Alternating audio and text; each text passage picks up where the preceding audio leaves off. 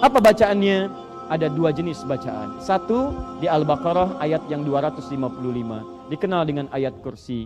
Dibiasakan baca itu pasca sholat setelah zikir yang 3 kemarin. Anda baca Allahu la ilaha illa huwal hayyul la ta'khudhuhu sinatun, dan seterusnya sampai dengan ke ujungnya. Ayat yang disebut ayat kursi, permohonan berlindung kepada Allah Subhanahu wa taala. Orang yang membiasakan baca ayat kursi, baca ayat kursi, baca ayat kursi, maka ayat itu akan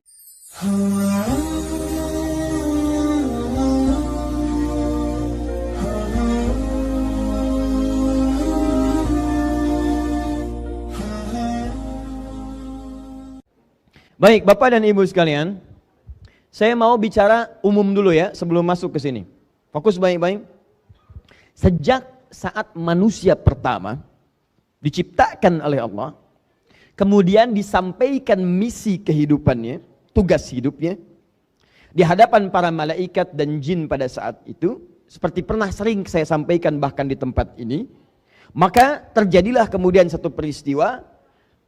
Manusia ini punya keunggulan, diberikan bekal pengetahuan, dan ditugaskan membawa misi ke bumi. Quran surah kedua Al-Baqarah ayat 30. Wa idh qala rabbuka lil malaikati inni ja'ilun fil ardi khalifah. Siapa yang ditunjuk? Manusia, Adam namanya. Wa 'allama Adam al-asma'a kullaha. Secara singkat, Adam punya kelebihan kemampuan, maka dimintakan makhluk pada saat itu untuk hormat kepada Adam sebagai, ini yang paling penting, sebagai ketaatan atas perintah Allah. Di semua perbuatan kita itu, kalau diperintahkan oleh Allah, jangan dilihat perbuatannya, dilihat perintahnya. Kalau bukan perintah Allah, gak usah kita kerjakan, cuma karena perintah kita lakukan. Diminta semua sujud. Quran surah kedua Al-Baqarah ayat 34. Saya mulai dari yang keempat dulu. Wa idh qulna lil malaikati isjudu li Adama fasajadu. Ketika kami perintahkan pada semua malaikat dan termasuk kalangan jin yang hadir pada saat itu sujud hormat pada Adam. Semua sujud illa iblis, kecuali satu makhluk, iblis. Iblis. Satu makhluk ini. Siapa iblis itu? Disebutkan di Quran surah ke-18 ayat ke-50. Ini poinnya. Surat ke-18, surah ke-18 Al-Kahf ayat ke-50, paling kanan di pertengahan. Redaksinya awalnya sama dengan yang ini, cuma keterangan akhirnya berbeda. Wa idh qulna lil malaikati isjudu li Adama fasajadu illa iblis, sama persis. Ketika kami perintahkan pada semua malaikat dan jin untuk sujud hormat pada Adam, semua sujud hormat kecuali iblis. Siapa iblis? Kana minal jinni fa fasaqa an amri rabbi. Dia termasuk kalangan jin yang menyimpang dari ketentuan dan perintah Allah, jin yang fasik.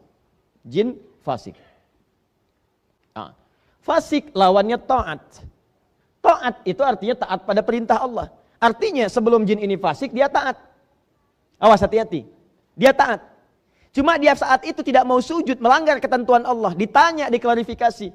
Mudah bagi Allah untuk mengatakan kamu sombong. Aba wastakbar. Tapi kalau kemudian keluar dia langsung dari Allah, kamu sombong. Kamu tidak mau sujud karena sombong. Dia bisa mengatakan saya tidak kok. Maka caranya kata Al-Quran, perhatikan. Allah langsung menyampaikan klarifikasi lewat lisan jin ini supaya terdengar langsung oleh makhluk dan nanti dia tidak akan mengelak dari perbuatannya. Maka turun Quran surah ke-7 Al-A'raf dari ayat 11 sampai dengan 13-nya. Qala ma mana'aka alla tasjuda idh amartuk. Hei, kenapa kamu tidak mau sujud ketika aku perintahkan? Bukan sujudnya yang penting, tapi perintahnya. Ini perintah saya. Anda pun dalam sholat, kalau nggak mau sujud itu terserah. Anda sholat, tidak sholat, Allah nggak butuh dengan sholat Anda. Cuma ini perintah. Ketika Allah perintahkan, kita lakukan. Kata Allah, bukan karena sujudnya. Sujud itu nggak terlalu penting bagi saya. Ini perintah saya. Kenapa kamu nggak taat perintah saya? Apa jawabannya? Ana khairun minhu. Khalaqtani min narin wa khalaqtahu min tin. Saya lebih hebat dibandingkan dia. Kau ciptakan saya dari api, dia dari tanah. Tidak levelnya. Yang dari tanah itu harus disujudi oleh yang dari api. Api lebih hebat dibandingkan dengan tanah. Qala fakhruj, keluar kamu dari sini. Maka muncul, terlapisi dia oleh kesombongan-kesombongan. Sesuatu yang baik ditutup oleh yang jelek disebut dengan balasa. Yang tertutup ya disebut dengan iblis. Kalau yang jelek, aurat terbuka, jelek ditutup dengan yang baik, maka disebut dengan labisa. Tertutupnya disebut dengan libas. Makanya pakaian disebut libas. Karena pakaian menutup aurat yang tidak mau terbuka keluar. Tapi kalau yang baik ditutup oleh yang jelek, taat ditutup oleh fasik, maaf, rendah hati ditutup dengan sifat sombong, kejujuran ditutup oleh dusta, maka berubah kalimatnya di balasa, yang tertutup disebut dengan iblis. Makhluk ini disebut dengan iblis karena tertutup oleh sifat-sifat kesombongan pada saat itu. Yang jadi pertanyaan, ketika tertutup dengan kesombongan itu, apa yang dia kerjakan pada saat itu? Karena sombong telah melekat pada dirinya, maka hidayah sulit datang kepadanya. Karena itu Allah haramkan sifat sombong, karena kalau sudah sombong melekat pada diri makhluk, maka sulit mendapatkan hidayah dari Allah Subhanahu wa taala. Orang sombong itu dapat nasihat susah, Pak. Diingatkan sulit. Karena itu Allah menyampaikan dalam hadis qudsi, diharamkan kesombongan. Kesombongan, keagungan itu jubahku. Siapa yang berupaya untuk mendapatkan jubahku, mengenakan jubahku, maka haram bagi yang mencium bau surga. Nah, saya ingin teruskan, karena dia sudah sombong, padahal dia punya peluang untuk bertobat. Tapi karena tertutup dengan kesombongan, dia mengatakan, aku akan buktikan bahwa aku akan lebih hebat dibandingkan dengan Adam. Apa pembuktiannya? Saat Adam dimasukkan ke dalam surga, dia mengajukan permohonan kepada Allah. Ya Allah, beri kesempatan saya untuk menggoda Adam. Maka aku akan buktikan, aku lebih hebat dibandingkan dengan Adam. Maka Adam dimasukkan ke dalam surga, Quran surah kedua ayat 35. Wa qulna ya Adam uskun anta wa zawjukal jannah. Tahan. Wa kula minha raghadan haitsu syi'tuma wa la taqraba hadhihi syajarata fatakuna minadh dhalimin. Adam, tinggal kamu di surga sementara dengan istrimu, pelajari kenikmatan surga, cari bekal di situ supaya kamu turun ke bumi jadi khalifah, kamu bisa menata bumi seperti surga. Dengan segala keindahannya, kenyamanannya, keenakannya. Makan ini tapi tinggalkan ini. Ini ujian. Jangan makan yang ini, jangan dekati pohon ini. Kalau kamu dekati, ini niscaya akan menjadikan kamu menyimpang dari ketentuan Allah Subhanahu wa taala. Zalim. Maka kemudianlah iblis mengajukan kepada Allah permohonan. Aku ingin buktikan aku lebih hebat dibandingkan Adam. Padahal kalau dia taubat bisa diampuni. Cuman karena sombong, hidayah tidak bisa masuk. Maka dia katakan aku akan menggoda Adam untuk membuktikan aku paling hebat dibandingkan dengan Adam. Maka dia ajukan permohonan, dikabulkan pada saat oleh Allah untuk memberikan isyarat pada anak cucu Adam kemudian hari bagaimana cara mengatasi godaan-godaan iblis itu. Mudah bagi Allah mengatakan, tidak, saya tidak perkenankan. Tapi kalau tidak diperkenankan pada saat itu, kita tidak punya pengetahuan, tidak punya pengalaman bagaimana cara menaklukkan iblis saat Adam dan anak cucunya turun ke bumi untuk menjalani misi kehidupan di bumi sebagai khalifah. Karena itulah kemudian iblis mulai menggoda Adam, saat menggoda itulah namanya berubah. Perhatikan baik-baik. Namanya berubah dari iblis jadi setan. Di sini saya perlambat keterangannya. Ya, maaf tadi saya agak cepat sampaikan supaya cepat sampai ke tujuan. Perhatikan baik-baik. Saat belum mulai menggoda Adam, baru terkontaminasi, namanya iblis. Tapi saat mulai menggoda, dia berubah nama jadi setan, asy-syaitan. Quran surah ke-2 Al-Baqarah ayat ke-36. Perhatikan ayatnya. Fokus, saya agak lambatkan. Paling kiri agak sedikit ke bawah. فَأَزَلَّهُمَا الشَّيْطَانُ عَنْهَا فَأَخْرَجَهُمَا مِمَّا كَانَا فِيهِ. Maka setan mulai menggelincirkan Adam. Kalau tergelincir itu jatuh ke atas ke bawah? Pasti ke bawah. Tidak ada orang jatuh ke atas. Pasti ke bawah. Alhamdulillah. Jatuh ke bawah. Surga ada di mana? Di atas, di langit. Baik, di bawah langit ada apa? Bumi. Ini bahasa kiasan. Tadi di balaghah namanya majas. Bahasa yang sangat indah. Terpeleset dari langit turun ke bumi. Ini bahasa kiasan. Maksudnya digodalah Adam itu dipelesetkan oleh Adam sehingga menjauh dari dipelesetkan oleh setan sehingga menjauh dari ketaatan kepada Allah Subhanahu wa taala. Secara singkat, iblis mulai menggoda Adam. Ketika menggoda Adam itulah berubah nama dari iblis jadi setan. Apa itu setan? Dari kata syaitan. Kita akan masuk pada inti bahasan kita. Fokus ya. Kita mulai di sini. Saya mau menulis di sini. Mohon izin saya tanya dulu. Ini kelihatan, Bu? Oh, jelas tidak, belum saya tulis ya. Kalau kelihatan bagus ya. Baik. Saya tulis dulu ya. Saya tulis dulu. Shin, ta, nun. Nah, sekarang kelihatan? Tidak juga. Masya Allah. Baik, saya boleh pinjam penghapus? Saya saja biar ya. Nah, saya hapus yang ini ya. Ini sudah diterangkan. Terutama yang sudah diterangkan. Saya hapus yang ini. Saya tulis agak besar ya supaya kelihatan. Nah, ya. Kalau nggak kelihatan juga dengan cara apa lagi saya mesti menulis? Syaitana. Kelihatan sekarang? Alhamdulillah. Perhatikan. Syaitan asalnya dari kata syaitana. Syaitana berarti yang menjauhkan dari segala nilai kebaikan. Yang menjauhkan, asal artinya ini, dari segala nilai kebaikan, dari segala kebaikan.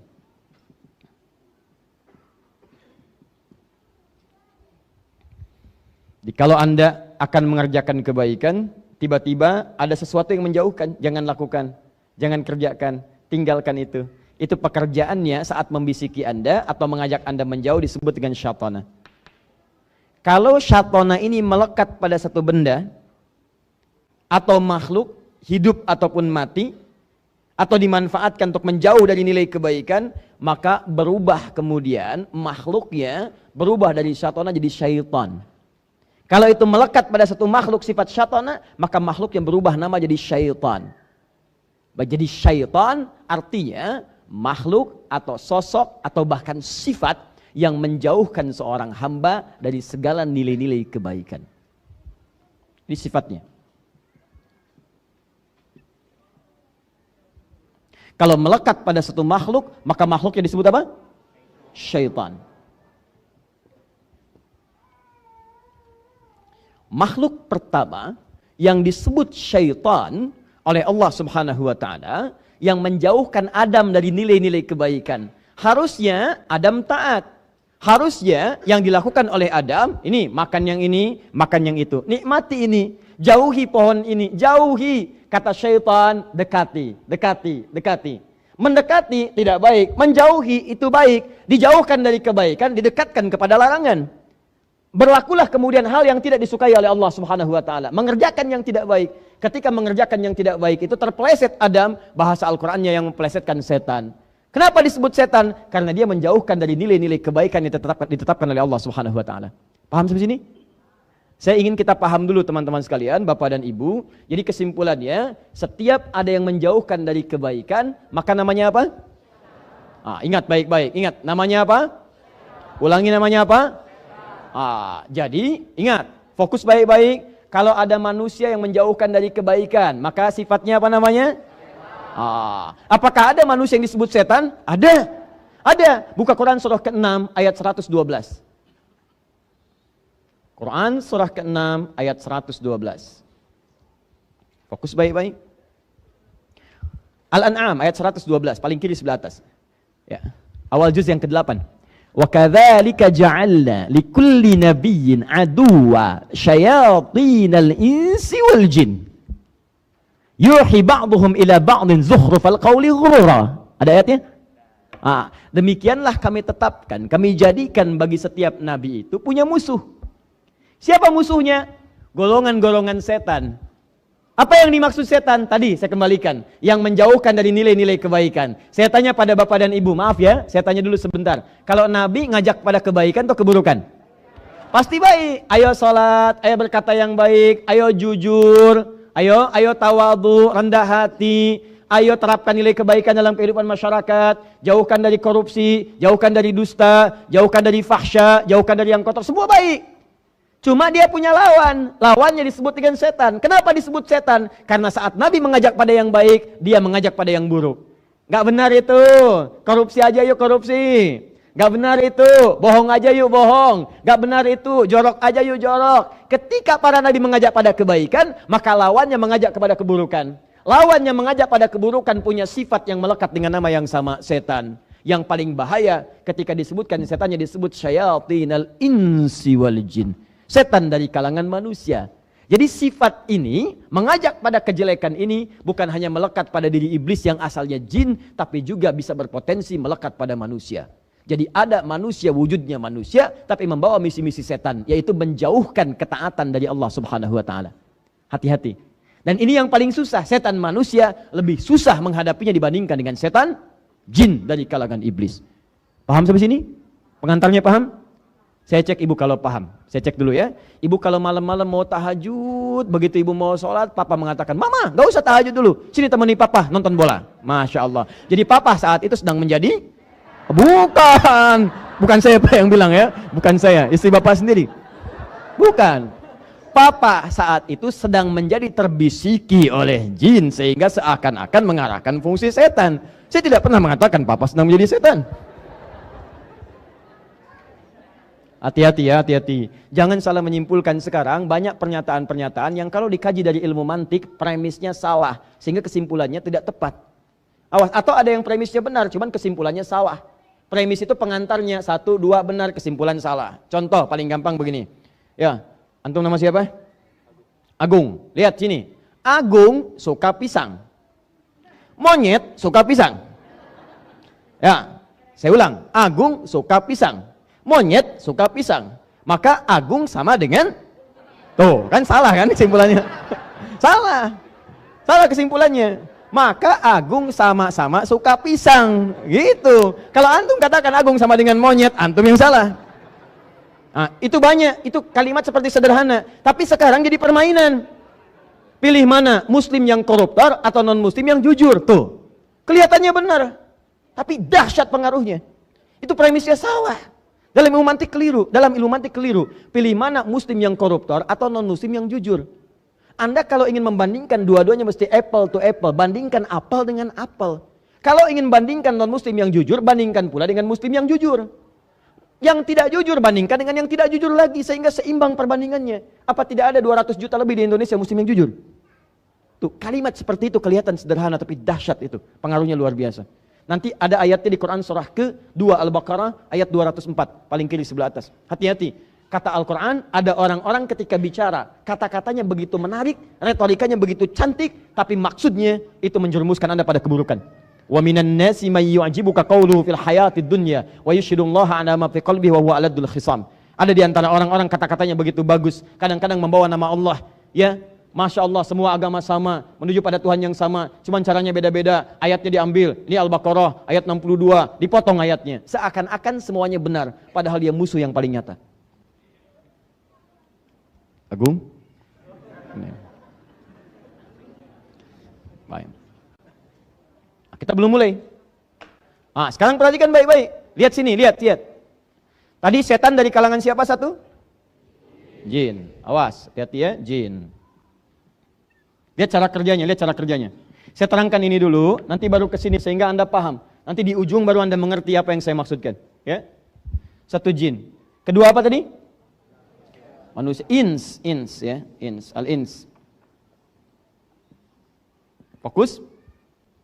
Apa artinya jin? Awas. Ini selalu satu paket di Al-Quran, selalu satu paket. Seringkali jadikan sepaket. Setiap ada jin, ada ins. 18 kali pasangan ini disebutkan dalam Al-Quran.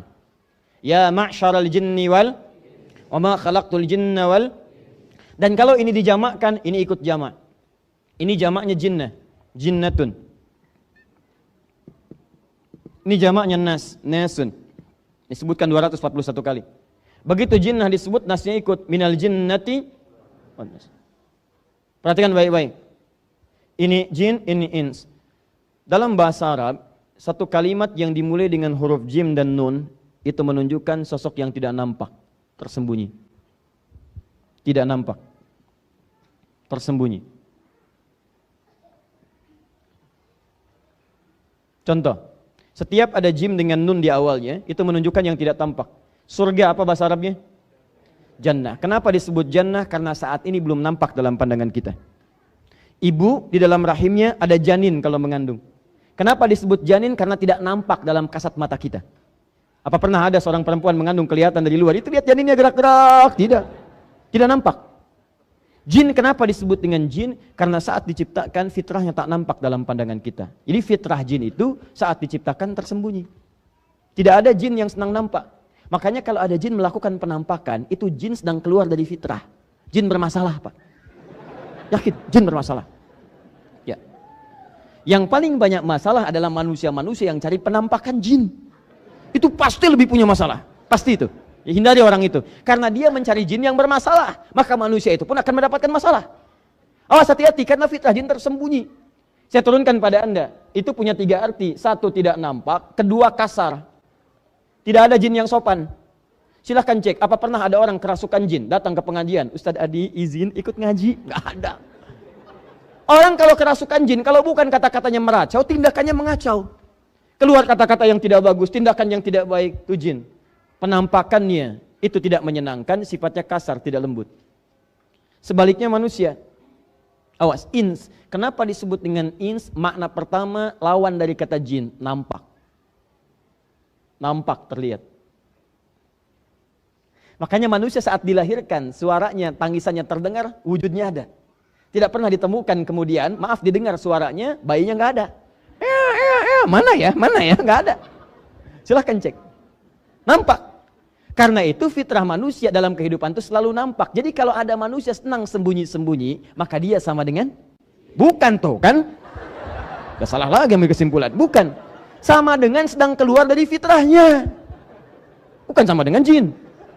Sama dengan sedang keluar dari fitrahnya. Pasti manusia ini sedang punya masalah. Seperti jin menampakkan diri atau melakukan penampakan sedang punya masalah, maka manusia yang senang sembunyi-sembunyi pasti punya masalah dalam hidupnya.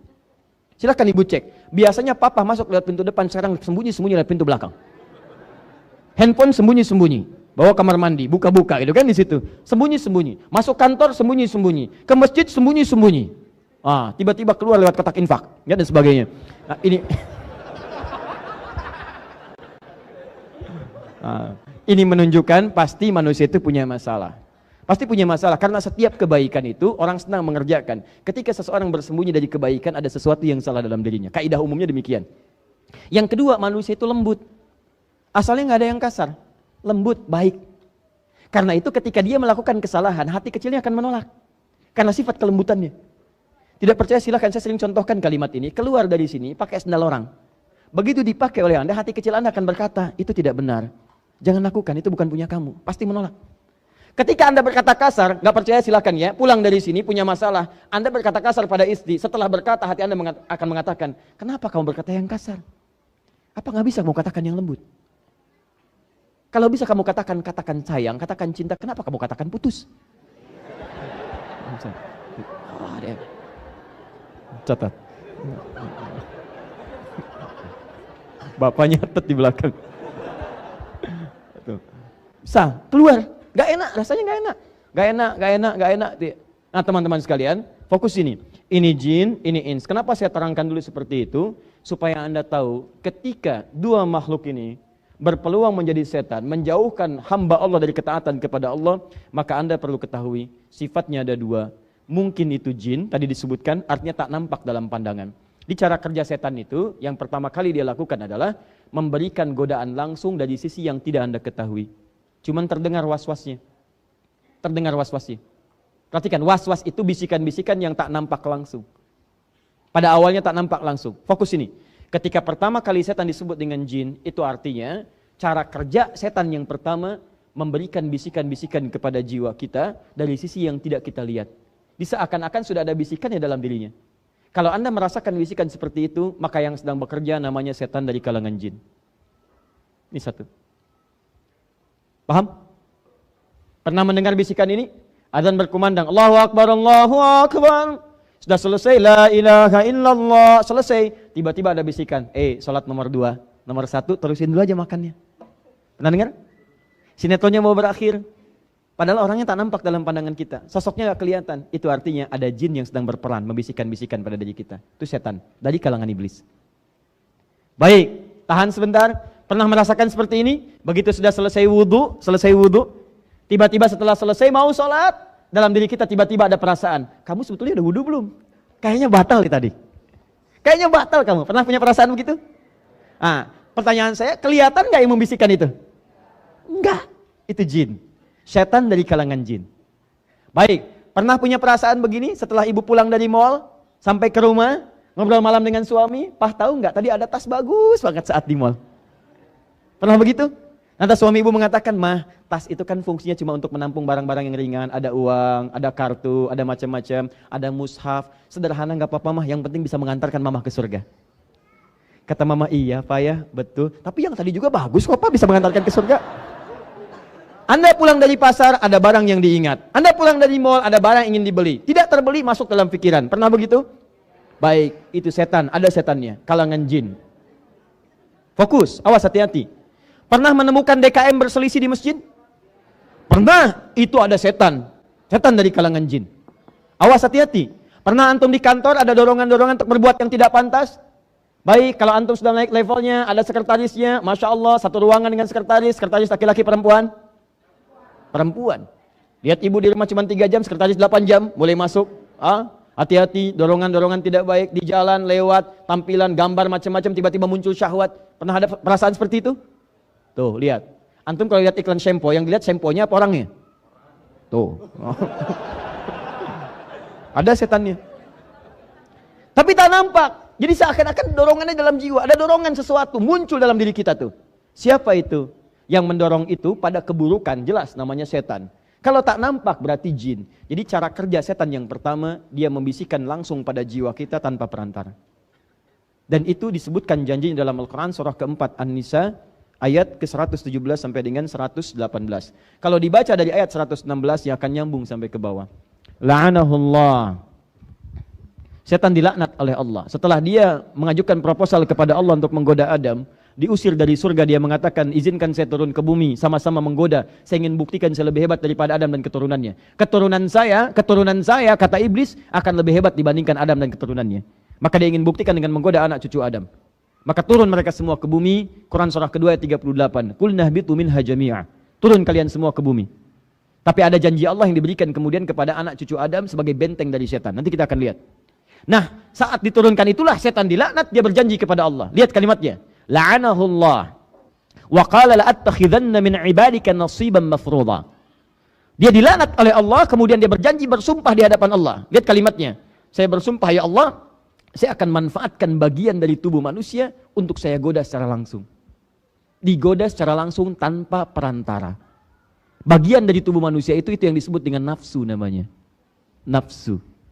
Nafsu nama lainnya disebut dengan fujur. Jadi kalau nafsu itu dalam dirinya, rambatannya disebut fujur. Jadi dia masuk ke dalam nafsu. Nah, nafsu. Kalau nafsu sudah dikuasai oleh setan, nanti dia akan merambat keburukan, memberikan sinyal-sinyal buruk. Buka Quran surah ke-12 ayat 53. Wa ma ubarri'u nafsi innan nafsa la'ammaratun bisu. Saya tidak bisa menjadikan diri saya suci karena ada nafsu. Nafsu itu seringkali mengarahkan pada keburukan. Siapa yang mengarahkan? Setan. Dia masuk ke nafsu, dia bisikan. Nah, ketika itu merambat masuk ke mata, maka mata melihat pada yang tidak baik. Masuk ke lisan, lisan bicara pada yang tidak baik. Masuk ke tangan, tangan mengerjakan hal yang tidak pantas. Masuk ke kaki, kaki berjalan dengan cara yang tidak elok, tidak baik. Maka rambatannya disebut dengan fujur. Nama lain nafsu itu fujur. Saat kita tercipta sudah ada fujur dalam diri kita. Quran surah ke-91 ayat 7 sampai 10. Wa nafsi wa ma sawwaha fa alhamaha fujuraha wa taqwaha. Fokus. Ingat baik-baik. Maka yang pertama kali dilakukan oleh setan, dia akan menggoda langsung ke dalam jiwa manusia yang disebut dengan nafsu. Dia akan manfaatkan nafsu. Masuk ke nafsu. Nih. Awas, lihat baik-baik. Hati-hati ya, hati-hati. Mau sholat, masuk nafsu, bisa gagal sholat. Mau tahajud, digoda lewat nafsu, bisa gagal tahajud. Mau baca Quran, dibikin ngantuk. Ya, mau sedekah, dibikin takut miskin. Mau dibuat kemudian macam-macam, dibuat supaya menjauh dari segala nilai kebaikan. Mau berbuat baik silaturahim, diputus dengan pertengkaran, diputus dengan perselisihan. Mau datang ke pengajian, datang bisikan-bisikan yang menjauhkan dan sebagainya. Bahkan yang paling dahsyat, peserta pengajian satu dengan yang lain bisa dibuat berantem, berselisih, saling menjelekkan dan sebagainya. Dia tidak sadar dia sedang dikuasai oleh setan. Kalau Anda tidak kenal setan yang mana yang menggoda Anda, maka disitulah bencananya akan muncul. Anda sulit untuk menghindarinya. Maka dari itu Bapak dan Ibu sekalian, teman-teman sekalian, pertama kali kita diajarkan pasca sholat untuk berlindung kepada Allah Subhanahu wa ta'ala dari segala jenis setan yang kemungkinan akan selalu lekat menggoda dalam kehidupan kita. Awas, setiap selesai sholat. Kenapa setiap selesai sholat diajarkan zikir? Supaya dengan zikir ini dijaga di benteng kita dari setan. Karena orang-orang yang tak mampu berzikir itu yang disenangi oleh setan. Buka Quran surah 43 ayat 36.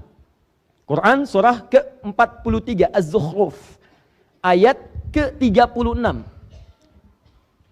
Wa may ya'shu an dzikrir rahmani nuqayyid lahu syaitana.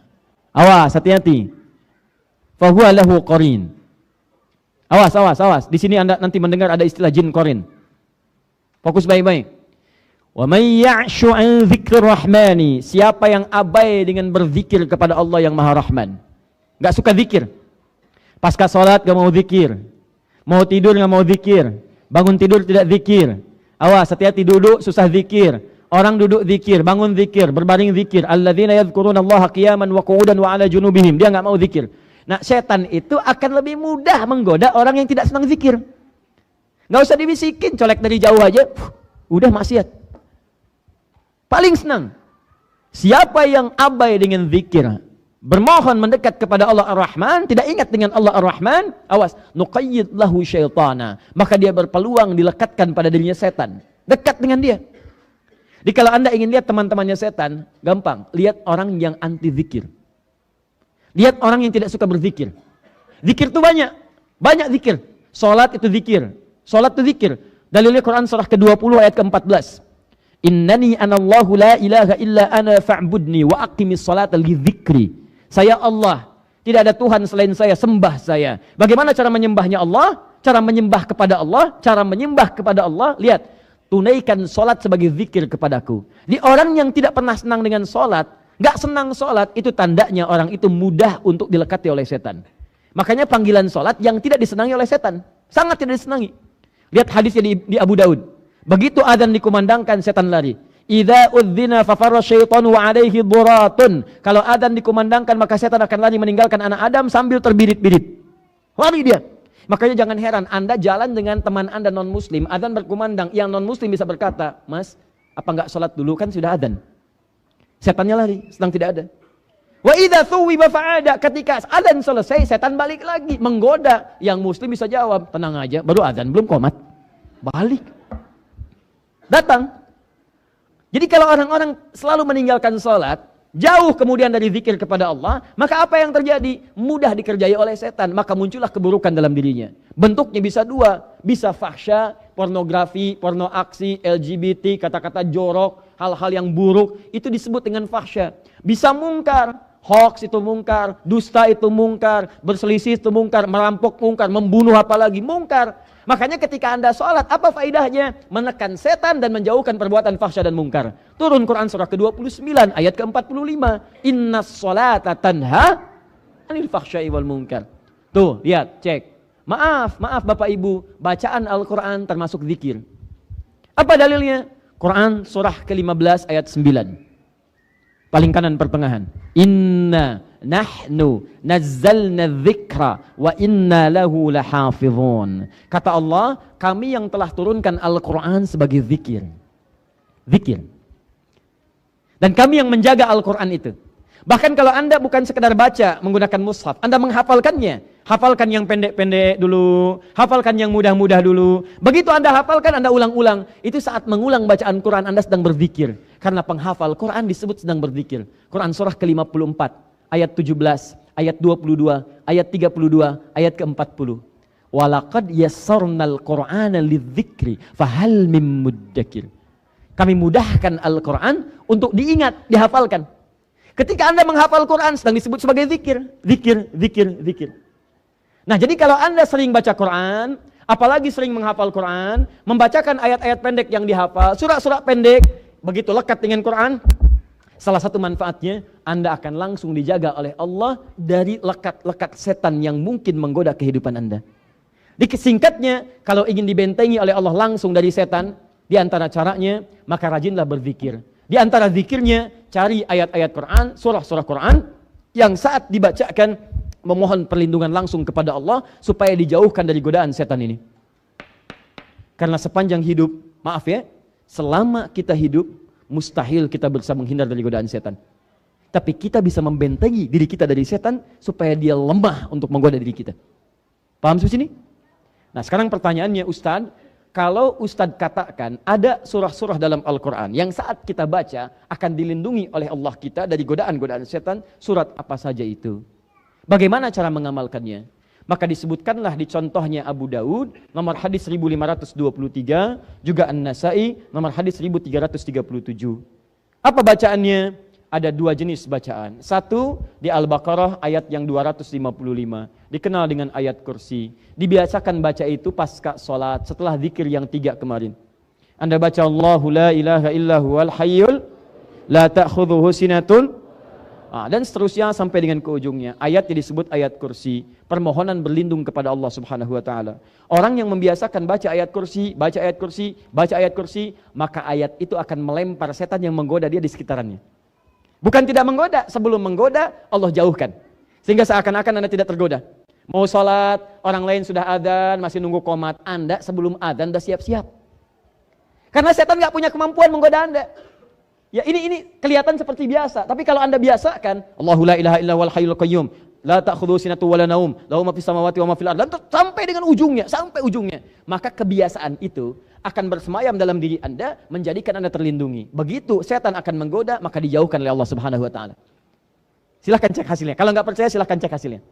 Ayat itu akan melempar setan seketika. Lempar. Ya, kalau dia nggak mau menjauh, lempar sekalian dengan kursinya, bukan dengan ayatnya saja.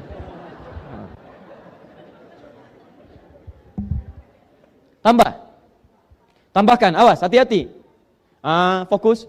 Masih ingat cara kerja setan tadi? Pertama menggoda secara langsung, melalui bisikan, disebut dengan waswas. Baik, yang membisikkan langsung namanya apa tadi? Setan dari kalangan jin. Ustadz, apa saja jenisnya? Supaya saya bisa mengenalinya. Mau kenalan dengan setan? Tidak, nggak usah. Tapi kita kenali untuk kita hindari, bukan kita dekati. Setan yang